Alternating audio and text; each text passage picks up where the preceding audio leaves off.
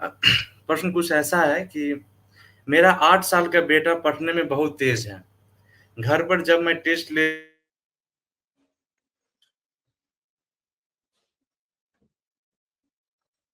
परीक्षा होता है तो उसके बहुत कम मार्क आते हैं। मैंने उसकी स्कूल में कॉपी चेक की तो पता चला कि उसने उस सवाल का उत्तर भी गलत लिखा है, जो उसे खूब याद है। क्या आप कुछ उपाय बता सकते हैं कि मेरे बेटे का कैसे कक्षा में प्रथम स्थान दिलाया जाए? इस सवाल में ही समस्या है। समस्या का जो दर्शन है वो प्रश्नकर्ता के प्रश्न में ही है। प्रश्नकर्ता अपने बच्चे को स्किल नहीं सिखाना चाहते हैं पढ़ने लिखने का। वे चाहते हैं कि कक्षा में उसे पहला स्थान कैसे आए। वह जो पहला स्थान कैसे आए, वह जो प्रवृत्ति है, उस प्रवृत्ति का आरोपण बच्चे के ऊपर उसकी सीखने की, याद करने की जो सहज क्षमता है, उसको कुचलना है। अब बच्चे को उन्होंने दबाव बनाया होगा कि जाना, ठीक ठीक उत्तर लिख करके आना, कक्षा में पहला नंबर आना चाहिए तुम्हें। अब उस चीज ने एक प्रेशर डाल दिया है बच्चे के मस्तिष्क पर, दबाव बना दिया है। अब वह उस दबाव में जो उसने सीखा हुआ है वह सब विस्मृत कर जाता है। भीतर तनाव पैदा हो गया बच्चे के। तनाव में वो जो जानता भी है वो भूल गया। हम क्यों चाहते हैं कि बच्चा पहला नंबर आए? इस दुनिया में, सारी दुनिया, कोई भी चीज है जो पहला नंबर लाना चाहती है। घास का एक फूल उगा है, उसकी कोई प्रतिस्पर्धा नहीं है कमल के फूल से। न कमल का फूल पहले स्थान पर है, न घास का फूल दूसरे स्थान पर है। एक छोटी सी पहाड़ी है, उसकी कोई तुलना नहीं है हिमालय पर्वत से। हिमालय पर्वत अपने ढंग का सौंदर्य है, छोटी पहाड़ी एक अपने ढंग का सौंदर्य है। कोई तुलना नहीं। सिर्फ हमारी बुद्धि में तुलना पैदा होती है। मैं श्रेष्ठ, मैं श्रेष्ठ, मेरा बच्चा श्रेष्ठ होना चाहिए।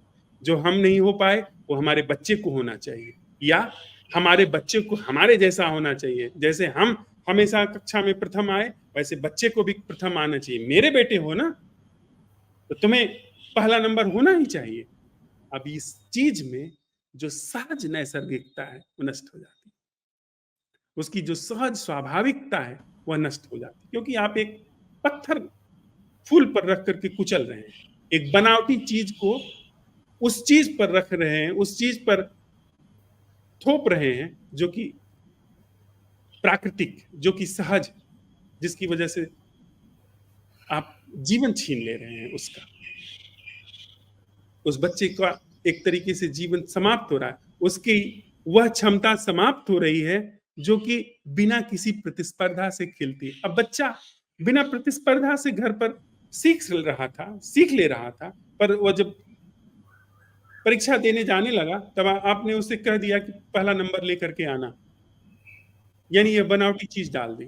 पढ़ना लिखना सीखना वह आदमी की सहज वृत्ति में, उसके अंदर उसकी जैसी बनावट है उसके अनुसार वो सीखता है। लेकिन और हर व्यक्ति की, हर बच्चे की कुछ अपनी एक अनूठी जिंदगी होती है। हो सकता है कोई बच्चा गणित में अच्छा हो सकता है कोई बच्चा बांसुरी बजाने में अच्छा हो। सारी दुनिया के बच्चों को गणितज्ञ ही क्यों होना चाहिए? सारी दुनिया के बच्चों को डॉक्टर ही क्यों होना चाहिए? सारी दुनिया के बच्चों को प्रशासनिक अधिकारी ही क्यों होना चाहिए? पर हम एक स्टेटस रखते हैं, एक लेवल रखते हैं कि अगर इस लेवल तक बच्चा पहुंच गया तो वो अच्छा है।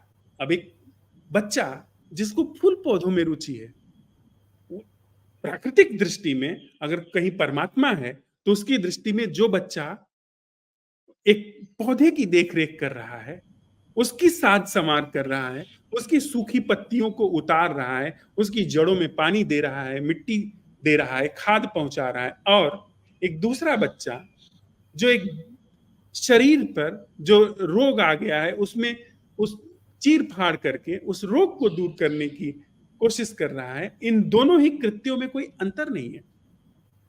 दोनों की साथ संभाल में उस दृष्टि में कोई अंतर नहीं है, दोनों में एक सृजनात्मक आनंद है।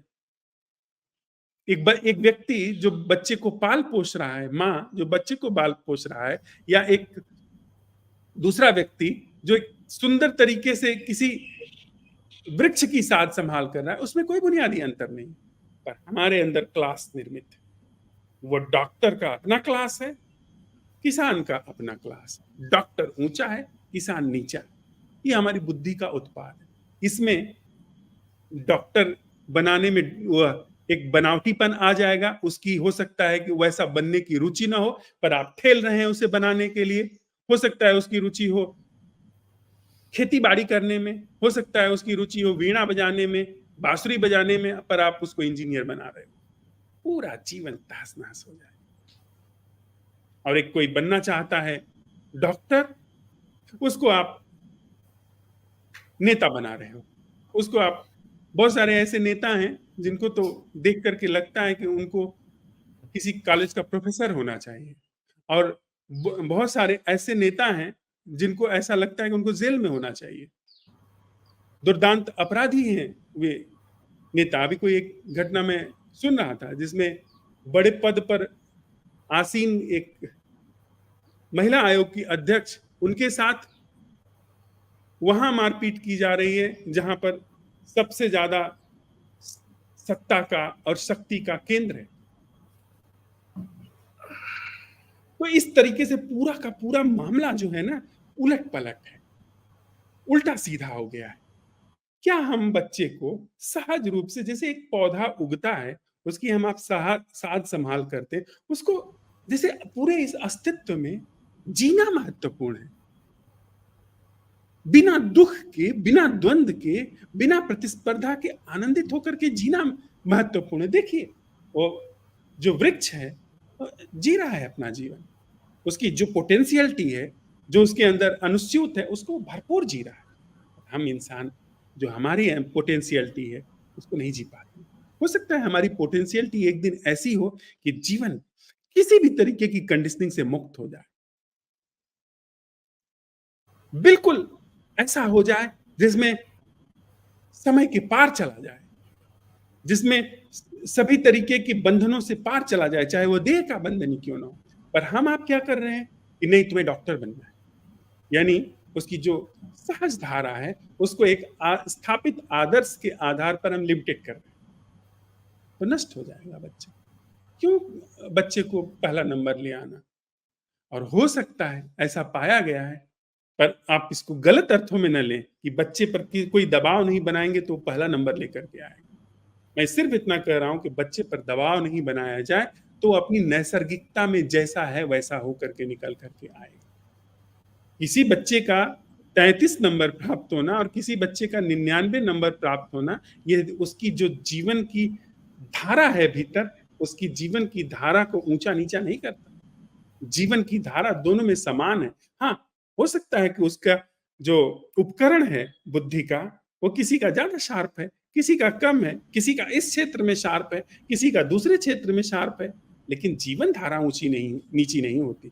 हम समझते हैं कि जीवन धारा ऊंची नीची हो जाती है। तो अगर मुझे कहना हो, मैं कहूंगा किसी भी तरीके से बच्चे के ऊपर दबाव न बनाइए कि वो कक्षा में प्रथम आए। आप उसे शिक्षित करिए, उसकी जो सहज स्वाभाविकता है उस पर किसी भी तरीके का बंधन न लगाइए। अपने आप देखिए क्या होता है, देखिए कैसे उसके अंदर जीवन निकल करके आता है, उसे अवसर दीजिए।